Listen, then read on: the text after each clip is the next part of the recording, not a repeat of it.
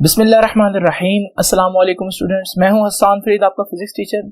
आज हम chapter number 3 की एक्सरसाइज करेंगे और बहुत इंपॉर्टेंट शॉर्ट क्वेश्चन है एक्सरसाइज में जो आप लोगों ने क्लियर करने। तो आइए स्टार्ट करते हैं आज का लेक्चर। तो स्टूडेंट्स देखते हैं स्टेटमेंट क्वेश्चन 3.1 की। What is the difference between uniform and variable velocity. Article में हम लोगों ने ये चीज क्लियर की है कि यूनिफॉर्म वेलोसिटी और वेरिएबल वेलोसिटी क्या होती है। तो जरा देखते हैं जी।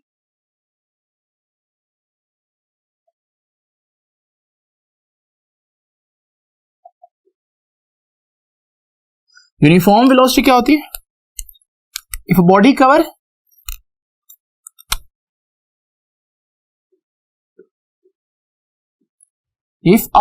covers equal displacement in equal interval of time, तो फिर हम कहेंगे कि वेलोसिटी जो है वो यूनिफॉर्म है। ये मैं एक्सप्लेन भी कर चुका हूं पहले। इसी तरह वेरिएबल वेलोसिटी फिर क्या होगी, उसकी डेफिनेशन इसके बिल्कुल ऑपोजिट होगी। जैसे इसमें तो हमने बोला है इक्वल डिस्प्लेसमेंट, तो उसमें हम बोलेंगे कि if a body covers unequal displacement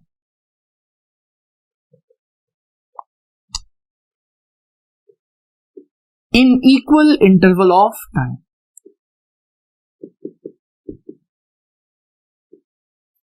तो ये है हमारे पास यूनिफॉर्म वेलोसिटी और वेरिएबल वेलोसिटी की डेफिनेशन। नेक्स्ट वो पूछता है डिफाइन एक्सेलरेशन। मैंने बताया था कि एक्सेलरेशन क्या होता है, जब भी किसी चीज की स्पीड चेंज हो तो हम कहते हैं इस बॉडी में एक्सेलरेशन है। तो what is acceleration?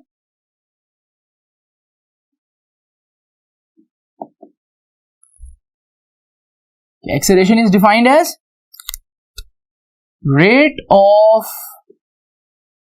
Change in velocity.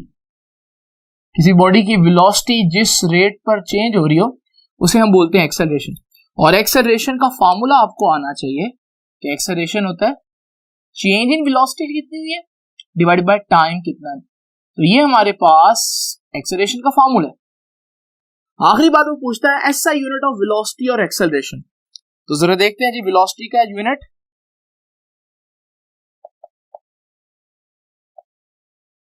सबको मालूम है, बहुत आसान यूनिट है, मीटर्स पर second, SI unit.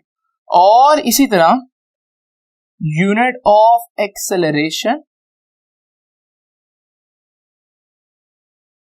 Unit of acceleration है, इस फॉर्मूले से निकालें। ऊपर वेलोसिटी का मीटर पर सेकंड तो आना है, लेकिन नीचे टाइम से डिवाइड करूंगा तो एक और सेकंड, तो ये हमारे पास आ जाएगा मीटर पर सेकंड स्क्वायर। तो ये हमारे पास 3.1 क्वेश्चन का आंसर। जरा देखते हैं 3.2। कहते हैं an object is thrown vertically upward. एक ऑब्जेक्ट को बिल्कुल सीधा फेंका है। Discuss the sign of acceleration due to gravity relative to velocity. Velocity के लिहाज से एक्सेलरेशन ड्यू टू ग्रेविटी, उसका साइन क्या होगा, इसका मतलब समझते हैं। While object is in air, तो सबसे पहले तो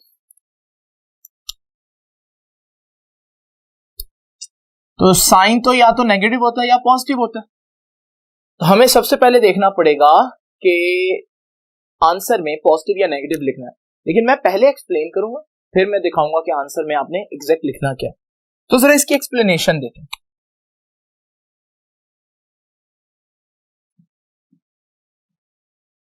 सबसे पहले मैंने आप लोगों को जब ये आर्टिकल पढ़ाया था एक्सेलरेशन वेलोसिटी का, तो मैंने आपको एक्सेलरेशन और वेलोसिटी की डायरेक्शन बताई थी।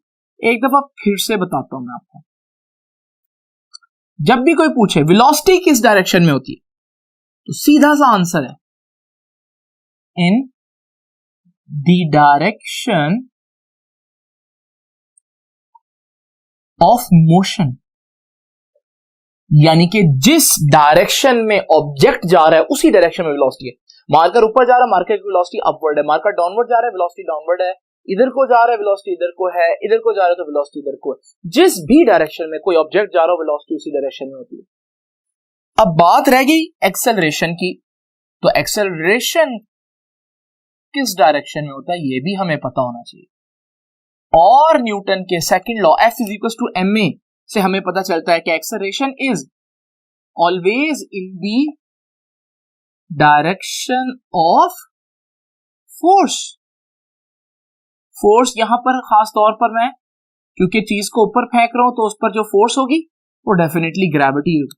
तो ये याद रखिएगा कि वेलोसिटी मोशन की डायरेक्शन में है और एक्सेलरेशन फोर्स की डायरेक्शन में। अब जरा क्वेश्चन की तरफ आते हैं। An object is thrown vertically upward, object को हमने ऊपर फेंका। तो इस सिनेरियो को जरा चेक करें। ये ऑब्जेक्ट है, लाइक फॉर एग्जांपल कोई बॉल है और इसको हमने अपवर्ड थ्रो किया। अब जरा तवज्जो करनी है आपने, जब ये ऊपर जा रहा होगा, जब ये ऊपर जा रहा होगा, हवा में होगा लेकिन ऊपर जा रहा होगा, बॉल ऊपर जा रही है यानी मोशन ऊपर को है, तो वेलोसिटी भी अपवर्ड होगी। इस सूरत में वेलोसिटी अपवर्ड हुई। एक्सेलरेशन किस डायरेक्शन में होता है? फोर्स ऑफ ग्रेविटी, और ग्रेविटी तो ऑब्जेक्ट को नीचे खींचेगी। तो इसका मतलब वेलोसिटी ऊपर को है, एक्सेलरेशन डाउनवर्ड है। और ये दोनों वेक्टर्स वेलोसिटी और एक्सेलरेशन के एक दूसरे के बिल्कुल ऑपोजिट डायरेक्शन में। अगर मैं वेलोसिटी को पॉजिटिव कंसीडर करूं तो क्योंकि एक्सेलरेशन जो कि ग्रेविटी की वजह से, तो मैं इसको जी कह देता हूं, क्योंकि उसकी डायरेक्शन डाउनवर्ड है और जब भी वेक्टर ऑपोजिट हो, अगर मैं इसको पॉजिटिव कंसीडर करूंगा तो मुझे इसको नेगेटिव कंसीडर करना पड़ेगा क्योंकि वेक्टर्स के लिए डायरेक्शन इंपॉर्टेंट होती है। तो इसका मतलब आंसर का पहला पार्ट ये हुआ कि if object is moving upward, अगर ऑब्जेक्ट कहां जा रहा है? ऊपर को जा रहा है। तो फिर याद रखिएगा, अगर वेलोसिटी को पॉजिटिव कंसीडर करें तो एक्सेलरेशन को यानी कि ग्रेविटेशनल एक्सेलरेशन को नेगेटिव कंसीडर करना पड़ेगा। यानी कि जब हम ऊपर जाते हैं तो जी की वैल्यू 9.8 की जगह -9.8 पुट करते हैं। और आप लोग ऐसा करते भी रहे 10th में और आप फर्स्ट ईयर में भी ऐसा करेंगे। तो मैं इसको पूरा लिख देता हूं कि if the object is moving upward तो फिर sign of acceleration due to gravity को मैं लिख देता हूं sign of g, acceleration due to gravity is taken negative. तो ये आ गया जी हमारे पास पहली बात का जवाब। लेकिन उसने बोला कि ऑब्जेक्ट एयर में है, एयर में तो वो तब भी होगा जब वो नीचे को गिर रहा होगा। तो फिर हम उसकी जो है ना सिस्टम को भी डिस्कस करते हैं। तो ये देखिए हमारे पास सेम ऑब्जेक्ट, जब यही ऑब्जेक्ट नीचे को गिर रहा होगा तो उस वक्त हम कहेंगे कि वेलोसिटी कहां है। अब वेलोसिटी तो मोशन की डायरेक्शन में होती है और बॉल नीचे गिर रही है तो डेफिनेटली वेलोसिटी तो नीचे ही होगी। और एक्सेलरेशन तो फोर्स ऑफ ग्रेविटी है, तो बेटा फोर्स ऑफ ग्रेविटी तो वैसे ही डाउनवर्ड होती है, हमें मालूम है। इसका मतलब इस सूरत में एक्सेलरेशन और वेलोसिटी दोनों के वेक्टर्स डाउनवर्ड हुए। अगर मैं वेलोसिटी के वेक्टर को पॉजिटिव कंसीडर करूंगा तो मुझे एक्सेलरेशन के वेक्टर को भी पॉजिटिव कंसीडर करना पड़ेगा क्योंकि सेम डायरेक्शन है।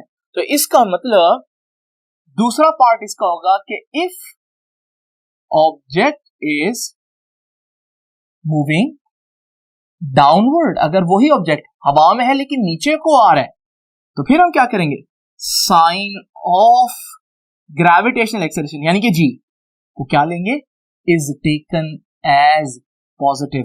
और आपने देखा है कि जब आप न्यूमेरिकल करते हैं और कोई चीज ऊपर से नीचे आ रही हो तो फिर आप जी की वैल्यू +9.8 पुट करते हैं। तो ये है हमारे पास 3.2 का आंसर। अब जरा देखते हैं 3.3 का answer. Can the velocity of an object reverse its direction when acceleration is constant? If so give an example. सबसे पहले आप क्वेश्चन देखें क्या पूछ रहा है, कैन। अब कैन कह रहा है तो इसका मतलब या तो इसका आंसर यस में होगा या नो में होगा, वो आप आंसर यहां लिखेंगे और फिर उसकी जस्टिफिकेशन के लिए रीजन या एक्सप्लेनेशन या एग्जांपल देंगे। अब मैं लेकिन समझाने के लिए पहले एक्सप्लेनेशन दूंगा और फिर मैं उसको आंसर को लिखूंगा कि यस में है या नो में है।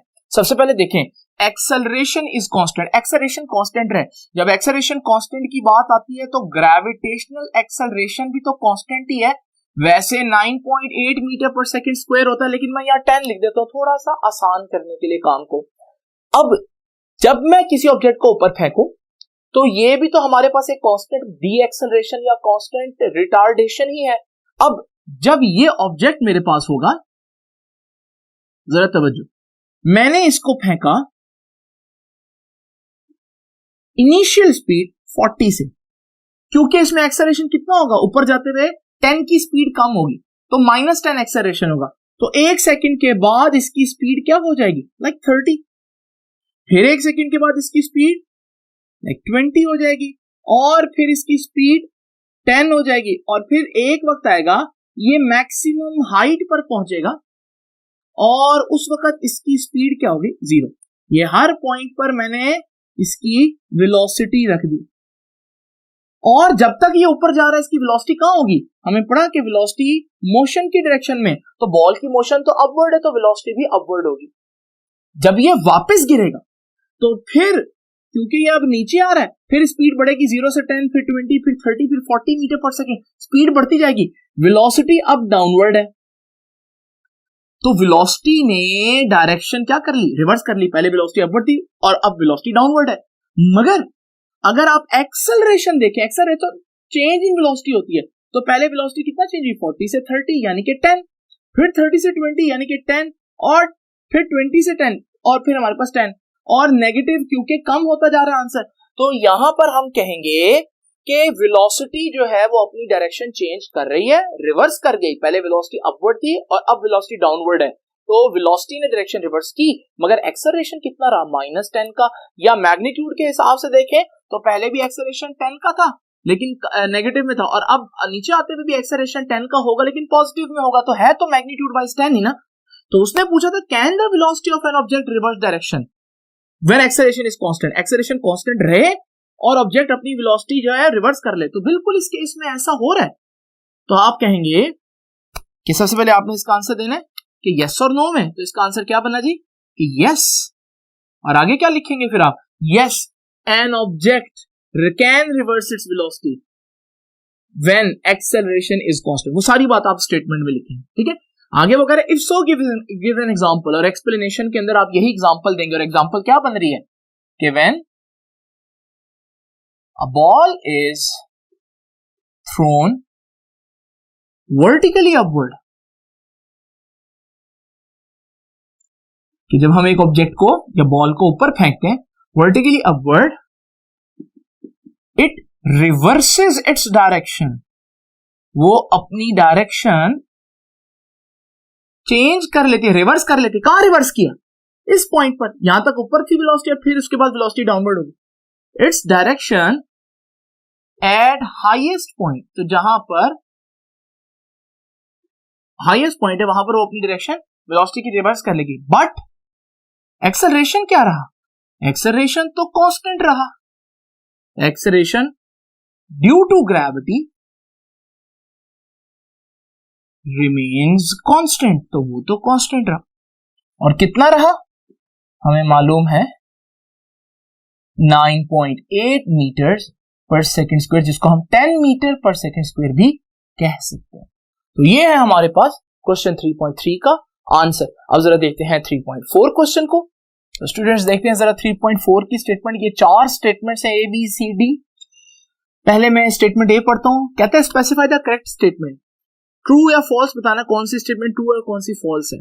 पहली स्टेटमेंट है N object can have constant velocity even its speed is changing. अगर किसी चीज की स्पीड चेंज हो रही है तो क्या उसकी वेलोसिटी कांस्टेंट हो सकती है? हरगिज नहीं।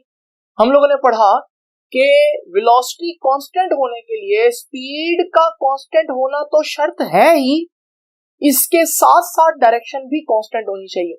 लेकिन अगर स्पीड खुद ही चेंज हो रही होगी तो वेलोसिटी तो कभी भी कांस्टेंट नहीं हो सकती। This statement is clearly a false statement. Reason क्या लिखेंगे आप जी? रीजन यही लिखेंगे कि व्हेन स्पीड इज चेंजिंग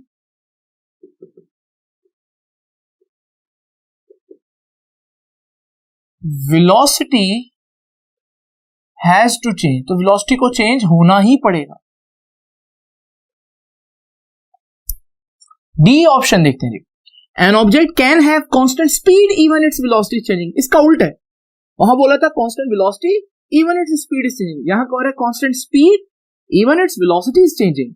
अब यहां फर्क है, ये बात मुमकिन हो सकती है। This is true, this statement is true, but how? मैं आपको एग्जांपल से समझाता हूं।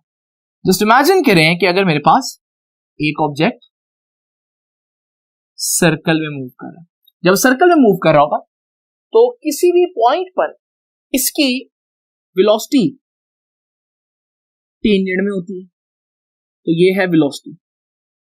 अगर ये कोई कार है, भले इसकी स्पीड 20 मीटर पर सेकेंड रहे, हर लम्हा स्पीड कांस्टेंट हुई, कांस्टेंट स्पीड है, लेकिन क्या हर लम्हा वेलोसिटी कांस्टेंट होगी? नहीं, क्योंकि वेलोसिटी एक वेक्टर क्वांटिटी है और उसके लिए डायरेक्शन भी सेम रहना जरूरी है, लेकिन इसकी डायरेक्शन तो टेंजेंट में है और हर पॉइंट पर टेंजेंट तो चेंज होता रहेगा। इसका मतलब अगर ये गाड़ी है, इसकी स्पीड कांस्टेंट हो, फिर भी इसकी वेलोसिटी कांस्टेंट नहीं होगी। तो यही वो कह रहा है, इसका मतलब ये तो ट्रू है।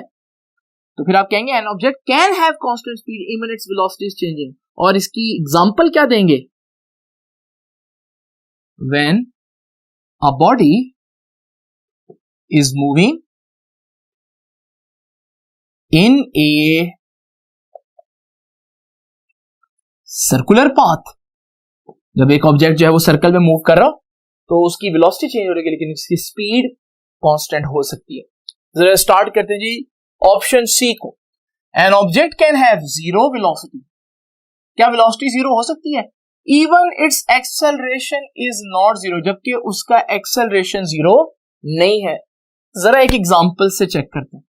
ये देखें, मेरे पास एक कार है और ये कार सडनली ब्रेक लगाती है। सपोज करें ये पहले चल रही थी 10 मीटर पर सेकंड की स्पीड से, इसने ब्रेक लगाई, स्पीड 8 हो गई, फिर ब्रेक लगाई, स्पीड कम होती जा रही है मुसलसल, और एक वक्त आएगा जब ये रुक जाएगा।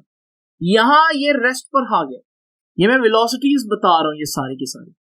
अब एक्सेलरेशन क्या होता है? एक्सेलरेशन होता है वेलोसिटी में चेंज। जरा देखते हैं, पहले वेलोसिटी गई 10 से 8, कितना चेंज आया? -2, फिर 8 से 6 -2 का, 6 से 4 -2 का, 4 से 2 -2, -2 से 0 -2 का। ये एक्सेलरेशन है। इस लम्हे को देखें, जब वो रेस्ट पर आए, वेलोसिटी एक लम्हे को 0 हो गई, मगर अभी भी बॉडी में एक्सेलरेशन मौजूद है। इसका मतलब ये मुमकिन है कि एक बॉडी 0 वेलोसिटी रखे, even its acceleration is not 0। तो जरा देखते हैं, this statement is true. Now I will give the same example कि when a car apply sudden brakes and comes to a rest, अब वो रुक जाए, then its velocity is 0 but acceleration is not। तो ये है हमारे पास सी ऑप्शन। जरा देखते हैं डी ऑप्शन को। An object subjected to a constant acceleration can reverse its velocity। क्या एक ऑब्जेक्ट जो कांस्टेंट एक्सेलरेशन में हो, क्या वो अपनी ऑब्जेक्ट की वेलोसिटी रिवर्स कर सकता है? ये अभी हम लोगों ने 3.3 क्वेश्चन कर पढ़ा, उसके ये डिटेल में आंसर दिया था। बस अब यहां पर मैं बता देता हूं कि बिल्कुल ट्रू है, और एग्जांपल अब आप लोग इसकी खुद लिखेंगे, क्योंकि पिछला पूरा शॉर्ट क्वेश्चन इस पर था 3.3। तो ये था कि अगर हम किसी चीज को वर्टिकली अपवर्ड फेंके तो मैक्सिमम हाइट पर पहुंचकर उसका एक्सेलरेशन, उसकी वेलोसिटी डायरेक्शन रिवर्स करेगी। अभी वेलोसिटी ऊपर को है, यहां पहुंचकर वेलोसिटी डाउनवर्ड हो जाएगी, लेकिन एक्सेलरेशन तो हर जगह 9.8 मीटर पर सेकेंड स्क्वायर ही रहेगा। इसका मतलब एक्सेलरेशन के कांस्टेंट होते हुए वेलोसिटी अपनी डायरेक्शन रिवर्स कर सकती है। तो इसका आंसर आपने 3.3 में लिख देना है, और एग्जांपल आपने यही दे देनी है कि क्या एग्जांपल बन रही है कि when an object is thrown vertically upward.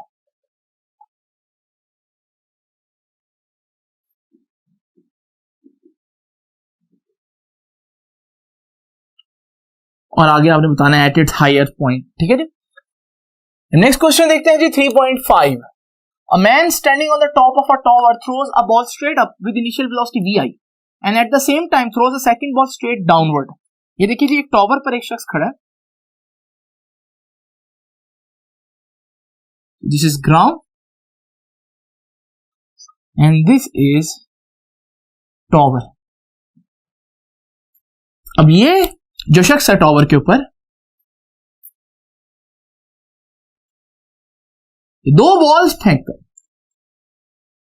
ये टॉवर का लेवल है, हॉरिजॉन्टल लेवल है, एक बॉल को उसने सीधा ऊपर फेंक दिया और दूसरी बॉल को उसने सीधा नीचे फेंक दिया। अब ये दो बॉल्स फेंक कर, कहता है इनमें से which ball will have a large speed even it when it strikes the ground.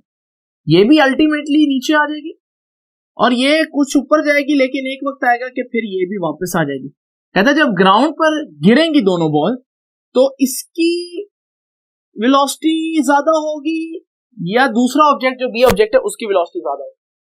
अब जरा देखें, सबसे पहले सपोज करें ये जो बॉल नीचे आ रही है जिसको मैंने ए का नाम दिया, इमेजिन करें कि मैंने इसको वेलोसिटी दी है 30 की। अब ये नीचे जाता रहा और इसने 70 की वेलोसिटी से हिट किया। जस्ट एग्जांपल दे रहा हूं, क्योंकि मैंने दोनों को सेम स्पीड से फेंका था, तो इसको मैंने ऊपर फेंका उसकी वेलोसिटी भी कितनी है, 30 है। लेकिन हमें मालूम है कि इसका ऊपर जाते हुए वेलोसिटी कम होगी 10 एक्सेलरेशन से, तो -10 का एक्सेलरेशन होगा, तो पहले इसकी वेलोसिटी 30 से 10 कम होगी 20, फिर 20 से 10 कम होगी 10 और फिर 0 हो जाएगी यहाँ पर, और फिर ये आहिस्ता आहिस्ता वेलोसिटी बढ़ाएगा और जब ये एग्जैक्ट उसी पॉइंट पर आएगा तो इसके पास कितनी वेलोसिटी होगी, वही वेलोसिटी होगी जो पहली बॉल को नीचे फेंकते हुए दी थी, यानी कि 30। और फिर जब ये मजीद नीचे जाएगा तो फिर इसने मजीद उतना ही ग्रेविटी के जरिए वेलोसिटी जो है ये अचीव करेगा और इसकी भी वेलोसिटी 70 होगी। तो इसका मतलब किसकी वेलोसिटी ज्यादा होगी? आंसर है इसका कि दोनों की वेलोसिटी सेम होगी। तो both will hit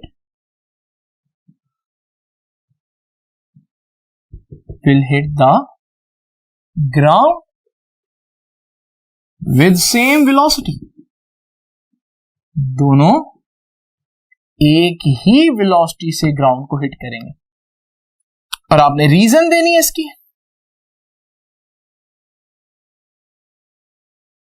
रीजन आ जाएगी, आप सारा एक्सप्लेन करेंगे कि ये बॉल ऊपर जाते हुए वेलोसिटी कम करेगी और फिर नीचे आते हुए वेलोसिटी बढ़ाएगी। जब ये उसी लेवल पर आएगी तो इसके पास भी सेम वेलोसिटी होगी और नीचे जाते हुए ये स्पीड बढ़ाएगी। लेकिन ये बात आपने रीजन में मेंशन करनी है कि भले दोनों बॉल्स की वेलोसिटी सेम हो, बट एक बॉल पहले हिट कर जाएगी, ठीक है, तो टाइम सेम नहीं होगा, वेलोसिटी सेम होगी but time to hit the ground will be different. उनका ग्राउंड को हिट करने का टाइम डिफरेंट होगा, but they will hit the ground with same velocity, मगर इनकी वेलोसिटी जो है वो हिट करते हुए सेम हो। तो ये था 3.5 क्वेश्चन। आइए जरा देखते हैं 3.6 क्वेश्चन। तो आइए स्टूडेंट क्वेश्चन 3.6 की स्टेटमेंट देखते हैं जी। Explain the circumstances in which the velocity v and acceleration of a car are. ये डिफरेंट सिचुएशंस दी हैं, हम लोगों ने इसके केसेस एक्सप्लेन करने के ऐसा किन सिचुएशंस में होगा। सबसे पहले तो देखिए कि वेलोसिटी और एक्सेलरेशन की डायरेक्शन आपको पता होनी चाहिए। velocity is always in the direction of motion. Velocity is always in the direction of motion. और acceleration कहां होगा? याद रखिएगा, acceleration is always in the direction of force. ये दो बातें याद रखिएगा, वेलोसिटी मोशन यानी कि जिधर चीज जा रही है उसी डायरेक्शन में वेलोसिटी, बट एक्सेलरेशन जिधर फोर्स लग रही है उस डायरेक्शन में होगा। ये कौन कहता है? ये न्यूटन का सेकंड लॉ कहता है कि एफ और एक्सेलरेशन, फोर्स और एक्सेलरेशन दोनों की डायरेक्शन सेम होगी। अब हमने केस बताना है कि जिसमें गाड़ी का वेलोसिटी और एक्सेलरेशन पैरेलल हो। इमेजिन करें मेरे पास एक कार है और ये कार यहां जा रही है और इसकी स्पीड बढ़ रही है, ठीक है, स्पीड इज इंक्रीजिंग। जल्दी से बताएं इसकी वेलोसिटी किधर को होगी। देखें वेलोसिटी कहां होती है? इन डायरेक्शन ऑफ मोशन, और मोशन तो इधर को है, तो वेलोसिटी होगी इधर को। दूसरी बात, एक्सेलरेशन कहां होता है? फोर्स की डायरेक्शन में। इस वक्त अगर स्पीड बढ़ रही है इसका मतलब यकीनन इंजन फोर्स लगा रहा है गाड़ी को आगे लेकर जाने के लिए, तो इसका मतलब फोर्स भी आगे को लग रही है, तो एक्सेलरेशन भी फॉरवर्ड होगा। तो एक्सेलरेशन का वेक्टर और वेलोसिटी का वेक्टर दोनों सेम डायरेक्शन में हुए, तो हम कहेंगे कि वेलोसिटी और एक्सेलरेशन फिर क्या हुए? पैरेलल। कब गाड़ी की वेलोसिटी और एक्सेलरेशन पैरेलल होंगे? When speed of car is increasing, जब कार स्पीड बढ़ा रही हो, यानी कि एक्सेलरेटर पर पांव हो ड्राइवर का। अब जरा देखते हैं जी, एंटी पैरेलल। एंटी पैरेलल का मतलब ऑपोजिट डायरेक्शन में कब होंगे? अगेन हमारे पास कार है और ये कार फिर से आगे को जा रही है, मगर जाते जाते अचानक से ब्रेक अप्लाई करते हैं। अब आपको पता है अगर आप गाड़ी पर जा रहे हो अचानक से आप ब्रेक लगाएं तो गाड़ी पीछे को थोड़ी ना जाना शुरू हो जाती है, गाड़ी तो अभी भी आगे को ही जाती है, तो मोशन तो आगे को ही है, और जिधर को मोशन उधर को वेलोसिटी। ये मैंने पहले ही लिख दिया हुआ, यही हमारा क्राइटेरिया है। तो गाड़ी अभी भी आगे जा रही है भले ब्रेक्स लग रही हैं, बट आप फोर्स कहां लगा रहे हैं? ब्रेक अप्लाई कर रहे हैं, आप गाड़ी को रोकने की कोशिश कर रहे हैं, आप मोशन के ऑपोजिट फोर्स लगा रहे हैं। इसका मतलब फोर्स इधर को है और जिधर फोर्स उधर एक्सेलरेशन। हम कहेंगे कि इस केस में एक्सेलरेशन और वेलोसिटी एक दूसरे के एंटी पैरेलल यानी कि बिल्कुल ऑपोजिट है। तो फिर एंटी पैरेलल का केस क्या हुआ? व्हेन ब्रेक्स आर अप्लाइड, जब हम कार में ब्रेक लगाएंगे तो ऐसा होगा। जरा आगे देखते हैं, परपेंडिकुलर कब हो? ये देखिए, इमेजिन करें कि हमारे पास एक कार किसी सर्कल में मूव कर रही है। अगर ये कार सर्कल में मूव कर रही है, हमें मालूम है कि किसी भी पॉइंट पर इसकी मोशन या वेलोसिटी की डायरेक्शन टेंजेंट में होगी, और हमें यह भी मालूम है कि एक्सेलरेशन फोर्स की डायरेक्शन में होता है। जब कोई चीज सर्कल में मूव करे तो उस पर जो फोर्स लगती है उसे सेंट्रीपिटल फोर्स कहते हैं, और वो फोर्स सेंटर की तरफ लगती है। तो ये हमारे पास फोर्स हो जाएगी, और फोर्स होगी तो मतलब एक्सेलरेशन भी इसी डायरेक्शन में होगा, और एक्सेलरेशन रेडियस की डायरेक्शन में, वेलोसिटी टेंजेंट की डायरेक्शन में। और याद रखिएगा वेलोसिटी और एक्सेलरेशन यहां पर 90 डिग्री बनाएंगे, तो फिर हम कहेंगे कि ये परपेंडिकुलर हो गए। तो फिर हमारे पास when car is moving in a circular path, जैसे गोल चक्कर होता है, राउंड अबाउट जिसे कहते हैं। उसके बाद हम देखते हैं जी v is 0 but a is not 0। Imagine करें फिर से वही कार,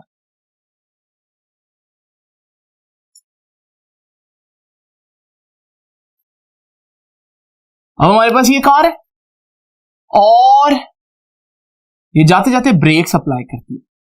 जरा सिचुएशन देखिएगा क्या होगा। इसकी स्पीड थी यहां पर 10, आहिस्ते आहिस्ते स्पीड कम होगी, 10 से 8 पर आएगा, 8 से 6 पर, देन 4 पर, 2 पर और 0 पर। अब वेलोसिटी तो ये हो गई। एक्सेलरेशन क्या होता है? एक्सेलरेशन होता है चेंज इन वेलोसिटी।